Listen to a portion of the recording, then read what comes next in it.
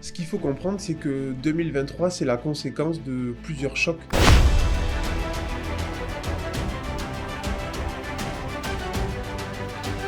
Oui, les taux sont montés. Oui, aujourd'hui, il y a les contraintes que tout le monde connaît.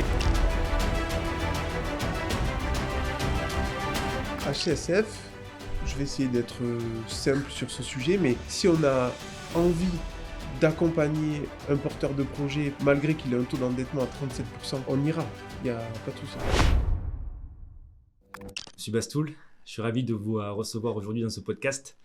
On est là pour parler de financement bancaire. Je suis sûr que vous avez une valeur énorme à apporter à nos auditeurs en tant que directeur d'agence multisite et vous avez financé plusieurs de nos opérations. On travaille ensemble depuis 2018. Avant même que l'école des investisseurs existe, puisque du coup on s'est rencontrés simplement parce que du coup moi je travaillais pas très loin à l'époque quand j'étais encore salarié et j'ai démarché des banques pour trouver du financement bancaire pour mes projets immobiliers. Et de là, on a depuis 2018 créé une relation. Vous avez financé plusieurs projets et aujourd'hui on est là pour parler un petit peu de l'actualité, des contraintes du marché et je suis vraiment honoré de vous recevoir. Est-ce que vous pouvez vous présenter pour nos auditeurs un petit peu de votre point de vue personnel et de votre point de vue professionnel aussi? Bien sûr. Alors, merci pour l'invitation. Déjà, je suis très, très honoré de participer à ce podcast. Moi, j'ai intégré le CIC en 2015. Donc, ça fait maintenant 8 ans que je suis dans le groupe Crédit Mutuel Alliance Fédérale. Ça fait 6 ans, un peu plus de 6 ans que je suis directeur d'agence et 3 ans que je gère le multisite, donc Blagnac-Cornebarieux, qui couvre toute la zone aéroportuaire. Du coup, vous financez des projets immobiliers, des projets professionnels. Exactement. L'agence, on est 9 personnes au sein des 2 agences. Donc, on a une force humaine assez importante qui nous permet de gérer une volumétrie de dossiers sur l'année assez importante, que ce soit de l'immobilier personnel ou professionnel.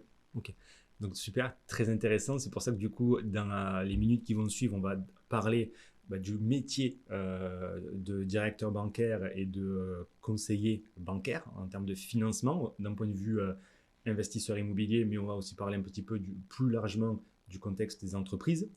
Et ensuite, dans une deuxième partie, on va parler de ce qui s'est passé en 2023, parce que le marché a vraiment muté et c'est très intéressant d'avoir votre point de vue de professionnel de l'immobilier vu de l'intérieur. Et aussi, on va parler des informations que vous pouvez avoir sur 2024, 2025, qu'est-ce qui va se passer sur le marché du financement bancaire. Donc j'en suis ravi. Pour commencer ce podcast, concrètement, est-ce que vous pouvez nous expliquer un petit peu le mode de fonctionnement des banques, du CIC, du groupe avec le Crédit Mutuel, et puis descendre un petit peu sur le métier de conseiller, le métier de directeur d'agence. Voilà, comment ça s'articule, quelles sont aussi les étapes que vous devez franchir lorsque du coup vous recevez un dossier de financement particulier.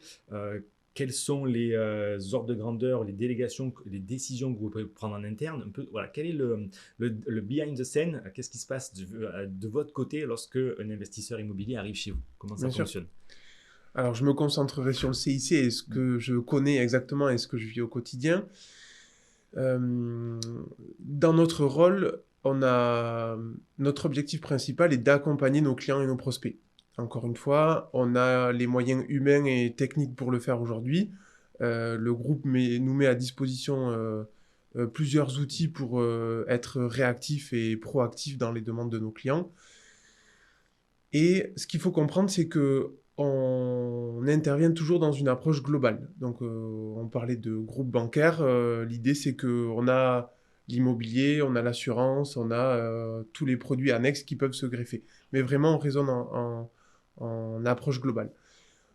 Pour descendre sur le marché de l'immobilier, alors oui, aujourd'hui, il y a les contraintes que tout le monde connaît, les normes HCSF, les contraintes internes, des fois, mais ce qu'il faut retenir, c'est que le marché n'est pas du tout bridé. On est plutôt enclin à accompagner nos clients et nos prospects, et c'est ce qu'on souhaite d'ailleurs, qu'on continue à faire. Concrètement, quand on reçoit un dossier, notre rôle, c'est donc quelqu'un dans l'agence reçoit le dossier, il me le présente pour qu'on puisse voir ensemble si on est OK pour financer ou pas.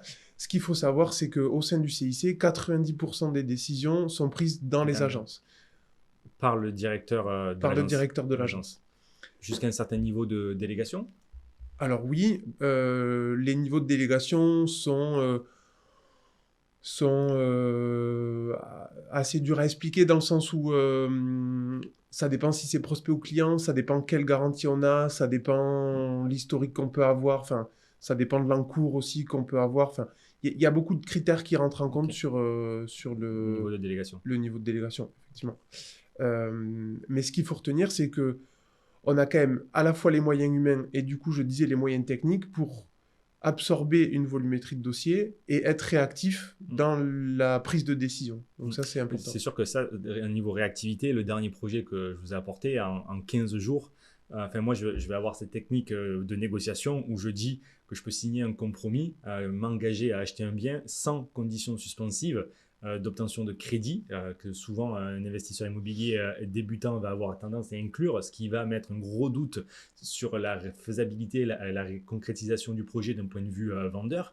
Et moi, je me permets de dire, je ne mets pas de conditions suspensives de crédit, et donc je négocie fortement le prix, parce que je sais très bien que vous m'aurez donné une réponse de financement si c'est oui ou si c'est non, avant que je signe le compromis. Donc ça, c'est sûr que cette réactivité, cette flexibilité est énorme et est un avantage très, très puissant d'un point de vue investisseur. Oui. Et donc, juste pour revenir sur le groupe, aujourd'hui, vous passez une partie de vos activités, de vos journées à traiter des demandes de financement. Vous avez dit qu'il y avait quand même pas mal de volume, même si j'imagine que c'est un peu baissé en 2023. Oui. Mais bon, vous continuez quand même à financer des dossiers et vous passez aussi vos journées sur d'autres activités. Donc, avant vraiment de rentrer dans le détail du financement immobilier, les banques aujourd'hui, et notamment le CIC, vous avez pris une très... parce que du coup, moi, en tant que client, je sais très bien que on joue le rôle à 300% en prenant la mutuelle, en prenant des assurances, on reçoit des emails pour les téléphones ou pour les voitures. Donc, vous avez vraiment développé une palette de services très, très large que peu de banques, au final, font. Oui. Et peut-être c'est ça qui vous a aussi permis de continuer à financer, à développer, à acquérir de nouveaux clients et à les livrer aussi rapidement. Complètement. Aujourd'hui, c'est la force du CIC et du Crédit Mutuel et du groupe de manière générale, c'est qu'on est capable d'accompagner nos clients dans chaque étape de sa vie. Donc ça va être dans l'immobilier, dans l'assurance, on le disait dans les produits annexes, la téléphonie, la protection du logement, etc. Ce qui nous permet aussi d'avoir une connaissance des projets et des clients beaucoup plus approfondie et qui nous permet du coup de mieux comprendre pourquoi ils veulent investir et du coup de les accompagner certainement dans leurs projets. Ce qu'il faut avoir en tête, c'est que nous, notre objectif, c'est d'accompagner au maximum nos clients et nos prospects et qu'ils aient, dans l'idéal, un seul interlocuteur. Ça facilite, je le disais et j'y reviens, la réactivité de notre part et ça facilite les prises de décision. Absolument. Et même pour nous, du moins, moi, mon point de vue, pour donner l'idée aux investisseurs, c'est du gagnant-gagnant, c'est du donnant-donnant. Donc, on a toute une tendance, nous, ce qui nous intéresse, c'est de lever de la dette qui va être remboursée par des locataires. Et du coup, ça fait partie du jeu que, surtout à l'époque où les taux étaient très, très bas, essayer de trouver des relations commerciales où chaque entité, chaque acteur va avoir une valeur ajoutée. Et donc, ça fait totalement le sens de prendre des services qui sont associés de façon à ce que chacun gagne, chacun a un avantage à entretenir cette relation-là. Oui. Donc, tous ces services, vraiment, je pense, sont très bénéfiques pour les deux parties. Et c'est surtout que même en temps de crise, on voit d'autres banques qui n'ont pas fait ces virages d'ouverture de services qui sont en difficulté aujourd'hui. Alors peut-être qu'elles espèrent qu'avec la montée des taux, elles vont récupérer un petit peu de marge. Mais en tout cas, les années passées étaient quand même difficiles. Et c'est pour ça que, bravo CIC, Crédit Mutuel, pour avoir pris ces virages. Certainement en tant que leader, même, je pense, sur le marché des services financiers. Oui, ça c'est sûr, et ça fait déjà plusieurs décennies qu'ils ont pris ce virage-là, et c'est pour ça qu'aujourd'hui on est très présent sur tous ces sujets. Ouais. Excellent. Ok, donc si on revient un petit peu sur le métier et le rôle alors on va prendre à la fois du directeur d'agence et de ses équipes. Oui. Behind the scene, comment est-ce que vous êtes organisé, quelles sont les choses qu'on ne voit pas forcément quand on vient vous demander un financement? Alors, les agences sont structurées par marché. Donc, on a des conseillers qui gèrent le particulier. Donc, toutes les demandes d'investissement pur, résidence principale, locatif, dans le neuf, etc. Et on a toute une branche professionnelle et une branche patrimoniale. Donc, on est séparé en 3 marchés et il y a le directeur de l'agence qui chapeaute tout ça. Généralement, c'est chaque marché qui réceptionne les dossiers des clients et des prospects, qui monte les dossiers, les étudie, font le lien avec le client, c'est-à-dire qu'ils débriefent avec eux sur quel est l'objectif de leur projet, pourquoi ils veulent faire ça, quel est leur environnement patrimonial à l'heure actuelle. Donc c'est vraiment de bien définir l'état des lieux des porteurs de projets pour, encore une fois, avoir une bonne connaissance et savoir comment on peut faire. Ensuite, il me présente le dossier. Donc, on voit le dossier ensemble. Si c'est dans ma délégation, donc dans 90% des cas, c'est ce qu'on disait tout à l'heure, c'est l'agence qui décide. Donc, c'est une décision, on va dire, collégiale, mais entre le collaborateur et moi. Et sinon, on monte le dossier et on le présente à notre comité de crédit qui, nous, se trouve à Bordeaux. Ok. Euh, Juste pour bien comprendre, donc du coup, Oui. il y a trois domaines d'activité. Bon, le côté professionnel, très clair. Donc, c'est une entreprise qui vient voir son conseiller professionnel parce que du coup, c'est un professionnel. Exactement. Côté patrimonial, côté particulier, comment est-ce que du coup, on est positionné dans une activité ou dans un domaine ou dans l'autre, et c'est quoi les différences concrètement d'un secteur à l'autre, enfin, Alors, d'une zone à l'autre? La différence entre un conseiller particulier et un conseiller patrimonial, c'est les compétences qu'ils vont avoir à accompagner, notamment sur tout ce qui est épargne financière. Ça veut dire que sur le plan immobilier, ils ont les mêmes compétences, donc suivant si c'est un junior, un senior, mais dans tous les cas, les structures d'agence sont faites pour que les clients et les prospects ne voient pas cette différence-là, parce qu'il y a toujours un support, soit entre collègues, soit avec le directeur d'agence.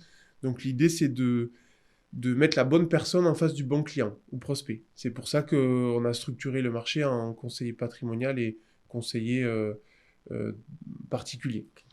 Est-ce qu'il y a un niveau de revenu, un niveau d'épargne, Alors, de patrimoine pour être avec le conseiller patrimonial? oui, effectivement, pardon,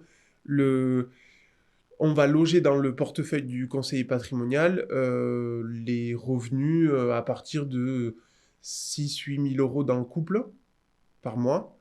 Et avec un niveau d'épargne, alors soit épargne immobilière, soit épargne financière ou bancaire. Ça sera directement logé chez le patrimonial. Ok, Oui. ok. Et en termes du coup d'expérience ou de diplôme, on va dire c'est les mêmes diplômes, c'est au final l'expérience qui fait la différence. Peut-être qu'un conseiller va commencer d'abord de manière plus traditionnelle et ensuite passerait au patrimonial. C'est le schéma, une oui, question effectivement. d'expérience. Oui, mais Ok. encore une fois, on fonctionne en binomage. Donc, un conseiller patrimonial peut tout à fait apporter son expertise à un conseiller particulier sur un projet qui serait plus important que d'habitude. Ouais, ou sur un one shot ou pour ça la première expérience Exactement. du Ouais, client qui lui veut se porter sur des produits financiers dont le conseiller particulier n'a pas l'expertise, donc exactement. ils vont faire appel à leurs collègues. Oui. Ok. Et on a d'ailleurs tout un tas de métiers support aussi qui nous aident si on a des complexités sur les dossiers. Ok. Est-ce que vous pouvez nous parler alors, un petit peu de, encore une fois, behind the scene? J'ai bien compris, on vous amène un dossier, le conseiller patrimonial ou particulier ou professionnel va collecter les données, monter le dossier, vous le présentez, éventuellement vous le validez si ça reste dans votre zone De de délégation. délégation. Néanmoins, il se reste des étapes, soit des cautions, soit des hypothèques, soit les commissions. C'est quoi l'organisation qu'il y a à ce niveau d'étape-là en termes de garantie? Dans quel cas vous allez voir quelle garantie? Ok, la commission elle est à Bordeaux, mais qui sont ces gens-là? Comment ils fonctionnent? Si on peut avoir quelques infos, ça peut être aussi Oui, bien sûr. intéressant. Alors, pour reprendre, ce qui est le plus important pour nous quand on déroule le fil d'un dossier immobilier ou un dossier dans tous les cas de financement, Ce qui est hyper important pour nous, c'est la connaissance du client et la connaissance de la transaction. Donc la connaissance du client et la connaissance du projet. Ça, c'est le lien que va créer le conseiller avec le porteur de projet, donc client ou prospect. Ensuite, viennent les étapes de la construction du dossier immobilier. Donc, c'est à ce moment-là que sont fixées les conditions, donc taux, frais de dossier, durée. Et on y loge les options de garantie. Donc, les garanties, c'est soit Crédit Logement, qui est un organisme de cautionnement, soit une hypothèque ou spéciale de prêteur de deniers ou une hypothèque conventionnelle sur le bien. Si c'est en financement direct, on ne vient pas chercher les cautions personnelles parce qu'elles sont de fait. Si c'est dans une SCI, il y a probablement, et dans la grande majorité des cas, la caution personnelle qui s'ajoute à ces garanties-là. Ok. Donc une fois qu'on arrive au bout de ça, de cette présentation, où ça fixe toutes les conditions, donc on le disait, taux, durée, frais de dossier, garantie, on fixe les conditions avec les porteurs de projet. Si c'est dans ma délégation, je valide, sinon ça monte à Bordeaux. À Bordeaux, ils n'ont pas le lien avec le client. Ça veut dire qu'ils se basent sur des éléments qui sont factuels. Donc ça veut dire les chiffres et la connaissance que nous, on peut leur apporter sur la transaction et les porteurs de projet. Les circuits de décision sont encore une fois très rapides. On a des décisions qui se font entre 2 et 5 jours, enfin c'est moins d'une semaine, dès qu'on envoie le dossier. Et ils sont structurés en pôles. Donc il y a un pôle qui gère par exemple le secteur toulousain et avec qui on a des relations privilégiées pour faire avancer les dossiers. Donc eux vont reprendre le travail fait par le conseiller. Exactement. Regarder les risques, l'encours ou la situation qui fait qu'on est en commission. Exactement. Et prendre une décision par rapport à ce degré de risque et éventuellement vous appeler. Est-ce qu'ils vont justement vous appeler et prendre votre opinion sur le dossier ou c'est purement factuel en disant ça va trop loin et c'est non? Alors il y a deux choses. Eux, ils ont pour objectif de limiter le risque client. Donc ils se basent dans un premier temps sur les éléments factuels. Après, c'est très constructif comme approche. C'est-à-dire que si le montage ne leur convient pas, ou si, par exemple, il faut rajouter un peu d'apport pour que le dossier passe, ou des choses comme ça, généralement, ils prennent le téléphone, ils nous appellent, ils nous disent, écoutez, en l'état, on ne pourra pas faire. Par contre, essayez de présenter un peu différemment le projet. Donc, soit avec plus d'apport, soit en réduisant un peu la durée. Enfin, on arrive généralement à trouver une solution. Ok. Mais c'est très constructif comme approche. Okay. Et ça, c'est encore une fois typique au CIC, j'imagine. Chaque banque va avoir ses niveaux de délégation et de fonctionnement et les commissions un peu différents. Oui, surtout les banques centralisées, les banques... Exactement. Nous, on a la chance d'être assez décentralisé et malgré le fait qu'il y ait des dossiers, donc à peu près 10% qui remontent dans nos commissions de crédit, là encore, on a une réactivité qui, je pense, fait la différence. Une réactivité et une flexibilité, parce que du coup, nous, le dernier projet que vous apportez, on a dû y passer. Oui. Effectivement, on avait les retours rapidement et il y avait des options qui étaient présentées, pour trouver un accord. Très intéressant. Je reviens juste sur quelque chose que vous avez dit.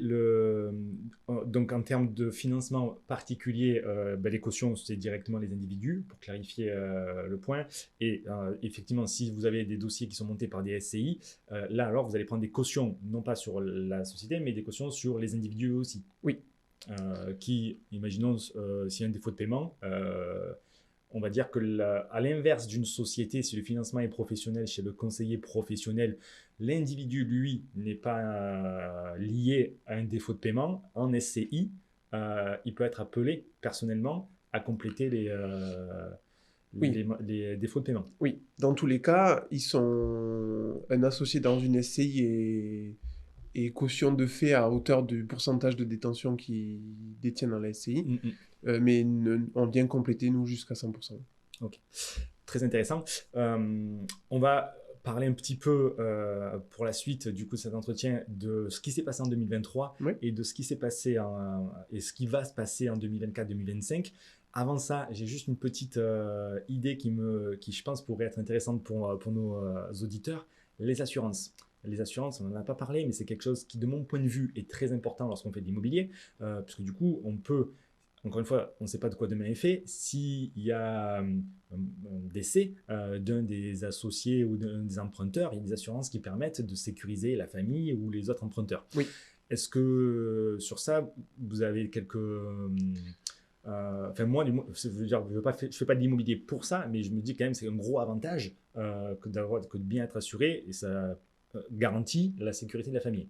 De votre côté, est-ce qu'on peut parler des assurances? Comment ça fonctionne? Quel type d'assurance il y a pour expliquer un petit peu ce contexte-là? Bien sûr. Dans un prêt immobilier, donc c'est dans les conditions qu'on établit lors de la demande de crédit. J'ai peut-être oublié cet onglet-là, mais donc il y a durée, taux, assurance, garantie. Merci. Donc dans l'assurance, suivant le projet qui est porté, une assurance complète, elle couvre le décès, la perte totale et irréversible d'autonomie, l'invalidité et l'incapacité. Dans le cadre d'investissement de résidence principale, généralement, on a cette assurance qui est complète et surtout protectrice. Dans le cadre d'investissement immobilier, où c'est un locataire en fait qui vient soit ouais, voilà, compenser partiellement ou totalement le montant du crédit, on a uniquement le décès et la perte totale et irréversible d'autonomie. On peut faire des arbitrages. Ce qui est important, c'est que la quotité d'assurance soit à 100% sur l'ensemble des associés. C'est-à-dire que, par exemple, il y a 2 porteurs de projet, on peut tout à fait faire 100 ou 100, 100%, 100%, ou alors 50-50. L'important, c'est que le total soit 100. Exactement. Comme ça, s'il n'y a jamais un décès, donc ces 50% de sa part à lui seront remboursés. Exactement. Et l'autre associé continuera à rembourser 50% qui lui était dû sous sa quotité à lui. Exactement. Comme ça, en cas de décès, l'autre porteur de projet n'a pas à supporter le poids de la dette du défunt. Exactement. Et on se rend compte que ça, c'est les retours qu'on a de nos clients, que les porteurs de projet veulent être bien assurés. C'est ce que vous disiez tout à l'heure. C'est quand même un sujet important. Et on se rend compte que dans la majorité des cas, quand on a 2 porteurs de projet, on est à 100% chacun. Par contre, on peut tout à fait moduler en fonction des revenus du couple ou des porteurs de projet. On a plein de solutions de modulation, mais ce qui est important, encore une fois, c'est que le risque soit couvert à 100%.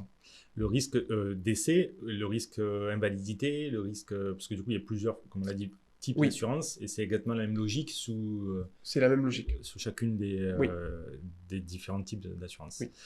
Très clair. Je pense que c'est important, effectivement, c'est une condition et un avantage en France. On va dire qu'on a quand même pas mal d'avantages, je pense, pour faire de l'immobilier, que ce soit sur l'accès au crédit, même si les taux ils augmentent, on va en parler, l'apport, on va en parler, enfin, par rapport à d'autres pays mondiaux, européens, on est quand même un paradis du financement, même à l'heure actuelle avec des taux qui augmentent, parce que dans d'autres pays, c'est des taux variables. Sur le rebond, il faut mettre beaucoup plus d'apports que ce que nous, on nous demande. Voilà, pour avoir vécu et habité dans plusieurs pays, travaillé dans plusieurs pays, je pense que les Français n'ont pas conscience de cet avantage-là.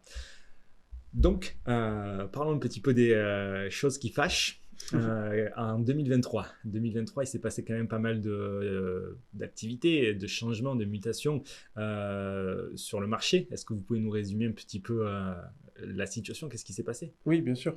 Par rapport à aux années précédentes? Oui. Ce qu'il faut comprendre, c'est que 2023, c'est la conséquence de plusieurs chocs qu'on a eus, et la conséquence, c'est l'inflation qui est arrivée. L'inflation, elle est arrivée par la crise Covid, où il y a eu une forte baisse de la production et une forte demande. Ensuite, on a eu la guerre en Ukraine, où on a eu quand même des tensions sur les denrées alimentaires. Et en fait, est arrivé l'inflation et un choc salarial. Les moyens qu'ont les banques centrales pour limiter ces chocs-là, et du coup l'inflation qui est arrivée, c'était de monter les taux. Donc les taux sont montés progressivement en 2023. Ce qu'il faut avoir en tête, c'est que oui, les taux sont montés, oui, les banques ont quand même continué à financer, alors dans une moindre mesure, parce que si vous regardez les chiffres au niveau national, il y a quand même une baisse des financements qui se fait entre le neuf et l'ancien, entre moins 30 et moins 45%. Est-ce qu'on peut l'expliquer, cette baisse? Oui, du coup, la conséquence de la montée des taux, c'est que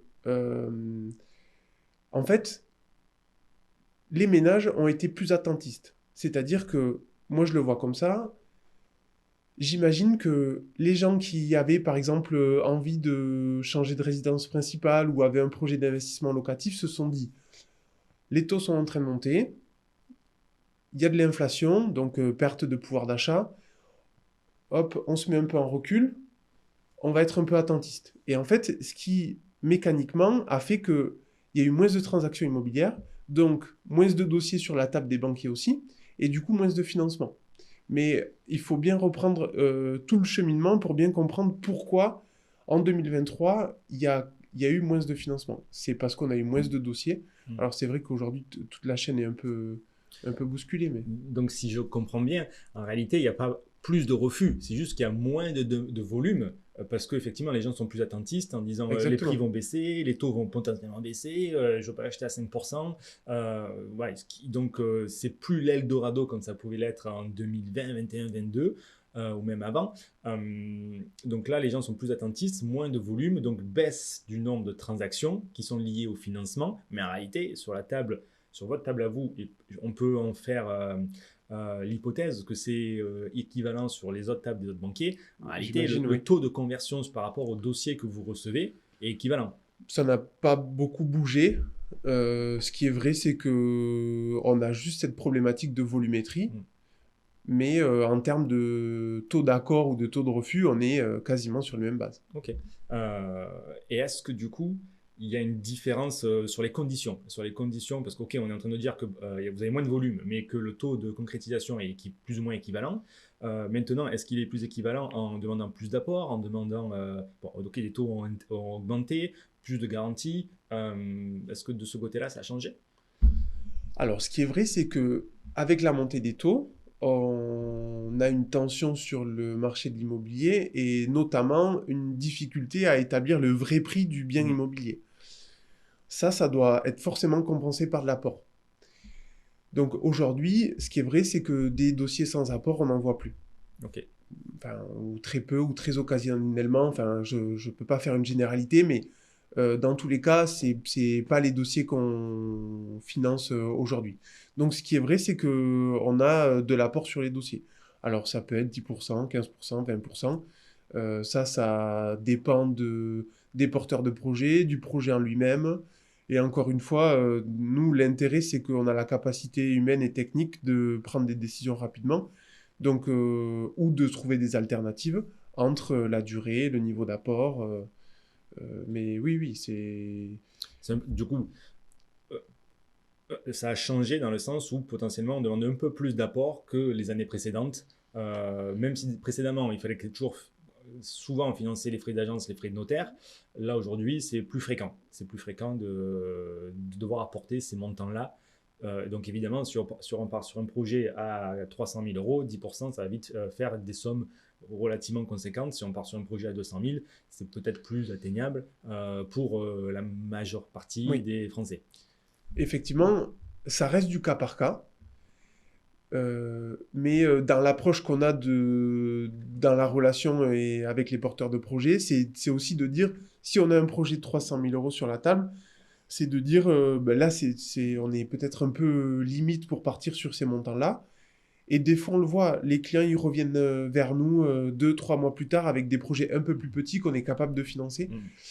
Parce que nous, on s'attache, encore une fois, à bien connaître nos clients et vraiment à la cohérence entre leur situation et la transaction qu'on va financer. Oui, c'est certain que moi je pense qu'en réalité, les mesures prises par le HCSF, etc., sont une bonne chose. Parce que en tant qu'investisseur immobilier, on pouvait voir des personnes qui préalablement levaient de la dette, ils avaient très peu 10 000 euros d'épargne, ils s'endettaient à 200, 250 000 euros.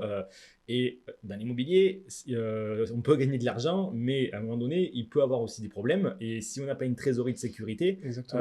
on va vite être en difficulté. Et donc, je pense que ces mesures-là, du taux d'endettement à 35%, etc., sont une bonne chose en réalité pour mieux contrôler. On ne va pas dire qu'on peut aller au subprime de 2008 aux Oui. États-Unis, parce que du coup, nous, ce n'est pas des taux variables, mais néanmoins, contrôler cette émission de dette sur des ménages de manière plus organisée est une bonne chose. Et du coup, ça lève aussi une certaine concurrence pour nous, investisseurs immobiliers, parce qu'avant, tout le monde pouvait acheter, ce qui tirait les prix vers le haut, on ne pouvait pas négocier, alors qu'aujourd'hui, il n'y a plus personne, il y a beaucoup moins de concurrence à l'achat. Oui. Donc c'est une bonne chose. De même que les taux d'intérêt. Les taux d'intérêt à 5%, ça enlève tous les touristes. Et nous, on sait très bien que les taux d'intérêt, on ne va pas le garder 25 ans. Donc, ça n'a pas d'impact. En plus, on pourra les défiscaliser sur les années d'exploitation. Donc, ça n'a pas de conséquences importantes. Non, ça c'est sûr. Et dans tous les cas, dans les prévisions de la Banque de France, on imagine que les taux directeurs vont commencer à baisser. Donc nous, on aura un impact fin d'année 2024 sur les taux, je pense. Donc si on regarde sur les mois à venir, 2024, là d'ailleurs, la Banque de France a commencé à stabiliser déjà son taux directeur. Donc dans le premier trimestre 2024, on devrait avoir cette stabilisation qui est maintenue, voire une régression du taux directeur progressive. Je ne pense pas qu'on revienne à des taux précédents, mais peut-être qu'on va trouver un juste milieu. Oui, c'est tout à fait ça. Là, on va rentrer dans une phase de normalisation où l'inflation va commencer à diminuer. Donc, ça veut dire que la montée des taux a fait son effet sur l'inflation. Et si ça perdure dans le temps, certainement 3 mois, 6 mois, 9 mois, on va commencer à baisser les taux directeurs. Et du coup, mécaniquement, comme on l'a vu en 2023 où les taux des directeurs montaient et les taux d'intérêt montaient, mais à l'inverse, quand ils vont baisser, les taux d'intérêt vont baisser. Ouais, c'est-à-dire que comme l'inflation se stabilise, parce qu'on a arrêté un petit peu l'émission, la planche à billets, qu'on va dire, oui. Il y a moins d'argent disponible, donc l'inflation devrait se stabiliser, puisque quand il y a plus d'argent disponible, on en a plus tendance à consommer, donc les prix augmentent. Oui. On donne aujourd'hui, avec la Banque de France, moins d'argent disponible. On augmente les taux d'intérêt, donc l'argent coûte plus cher, il y a moins d'argent qui circule. De ce fait, l'inflation va se stabiliser. Au bout du moment où l'inflation sera assez stabilisée, ce qui va se passer, c'est que probablement, on va devoir relancer un petit peu de croissance, relancer un petit peu d'activité économique. Et donc pour ça, les outils à disposition, ou l'outil principal à disposition de la Banque de France, c'est de rebaisser un petit peu le taux d'intérêt pour relancer cette économie. Et on va retrouver du coup ce phénomène sur les banques de détail qui financent des projets immobiliers et qui financent l'activité. Donc c'est purement logique, purement économique. Il faut attendre quelques mois. Maintenant, est-ce que ça vaut le coup de baisser d'attendre, de ne pas investir parce que potentiellement on va avoir une baisse d'ici 6 mois ou d'ici 12 mois de quelques points, j'en doute fortement. Donc ça c'est la situation sur le taux. On n'a pas de prévision sur 2,5%, 2%, 3%. Non, aucune prévision. Ouais. Okay. C'est juste que ça va se stabiliser et baisser probablement. Exactement. Ok. HSF, on n'en a pas trop parlé, mais ça peut être intéressant de comprendre un petit peu quelles contraintes ils ont mis là, notamment sur le taux d'endettement, ou s'il y en a d'autres. Quelles solutions on a pour passer outre ces contraintes? Alors, HCSF, je vais essayer d'être simple sur ce sujet, mais globalement, on nous autorise à avoir 20% de dossiers dérogatoires sur le volume qu'on génère dans nos agences. C'est aller au-delà des 35%. Exactement. Donc, je prends un exemple. Si on fait 10 millions de crédits annuels, on a 2 millions sur lesquels on peut accompagner nos clients avec un taux d'endettement au-delà de 35%. Là, encore une fois, c'est du cas par cas. C'est-à-dire que nous, on n'est pas contre être dans nos 20% pour accompagner les porteurs de projets. Mais ce qu'il faut, c'est qu'il y ait une cohérence dans le dossier pour qu'on puisse piocher dans cette limite de 20%. Après, il y a une partie qui est dédiée à la résidence principale et l'autre partie qui est dédiée pour les investisseurs. C'est 6% pour les investisseurs. Ouais. Ok. Est-ce que donc ça c'est un nom propre. Demain, si concernant les banques professionnelles, voire les SCI, est-ce que les mêmes règles s'appliquent? Non. Okay. Alors les SCI s'il y a des investissements qui sont faits dans des SAS par exemple, ça c'est hors HCSF. Pour autant, notre analyse du dossier est exactement la même. C'est-à-dire, et vraiment je le répète, mais si on a envie d'accompagner un porteur de projet parce qu'il a un taux d'endettement, malgré qu'il ait un taux d'endettement à 37%, mais que le projet est tout à fait cohérent, que c'est quelque chose de mûri, de bien construit, on ira. Il n'y a pas de souci. Ok, excellent. Du coup, je reformule Oui. pour nos auditeurs. En nom propre, on a l'opportunité de financer des résidences principales et de passer relativement facilement dans les dérogations, 20%. Enfin, mais même si vous faites l'analyse par rapport au niveau de risque, Oui.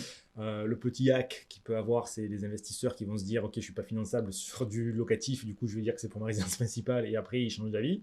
Ça arrive. Et l'autre petit hack, c'est effectivement de pas rester purement en nom propre et éventuellement prendre des solutions plus professionnelles, SCI ou SAS, qui donneront un petit peu plus de flexibilité, même si vous faites quand même une analyse détaillée du risque et de l'endettement derrière. Pour nous, l'analyse du dossier est exactement la même, que ce soit en personne morale ou en personne physique. Après, si on nous propose des montages, notamment en SCI, parce que c'est ce qu'on voit encore beaucoup, il faut qu'il y ait une cohérence à ça. Donc, soit de la transmission, soit une SCI familiale. Enfin, il faut que, il faut qu'il y ait une réelle explication à pourquoi on monte le dossier en SCI. Mais ça, je le disais, c'est la cohérence du projet qui fait la différence. Super, ben, je pense qu'on a fait un petit peu le tour de tout ce qui était au sujet de ce podcast.